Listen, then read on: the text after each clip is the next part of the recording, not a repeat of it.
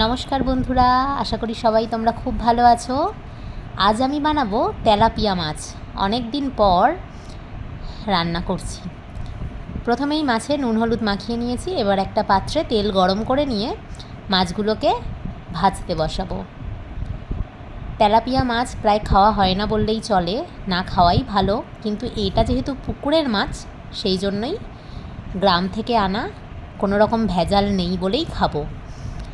এবার মাছ ভাজতে ভাজতে মিক্সিং জারে পেঁয়াজ আদা রসুনের একটা পেস্ট বানিয়ে নেব। মাছগুলো বেশ লাল করে ভেজে নিয়ে তুলে নেব। পুকুরের মাছ কিন্তু খেতেও বেশ মিষ্টি হয়, আর টেস্টটা তো এমনি মাছের থেকে অনেক বেশি হয়। এবার দেখো, মাছ ভাজার তেলেই গোটা জিরে ফোড়ন দিয়ে তার মধ্যে আদা রসুন পেঁয়াজের পেস্টটা দিয়ে ভালো করে কষিয়ে নেব। এরপর এর মধ্যে একে একে গুঁড়ো মশলা দিয়ে দিলাম।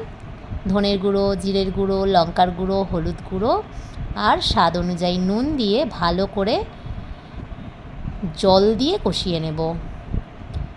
মশলাটা কষানো হয়ে গেলে তারপর এখানে জল দেব। মশলাটা অবশ্যই ভালো করে ভাজতে হবে, কারণ মশলাতে যদি পেঁয়াজ আদা রসুনের কাঁচা গন্ধ থেকে যায় তাহলে মাছের ঝোলের টেস্টটা একদম নষ্ট হয়ে যায়। দেখো, মশলাটা প্রায় কষানো হয়ে গেছে। এবার এর মধ্যে পরিমাণ মতো জল দিয়ে মাছগুলোকে দিয়ে দেব। মাছগুলোকে ভালো করে নেড়ে চেড়ে ফুটিয়ে নিয়ে গরম গরম পরিবেশন করব। আমার তো মাছের ঝোলটা খেতে বেশ ভালো লেগেছিল। তোমাদের কেমন লাগে অবশ্যই জানিও।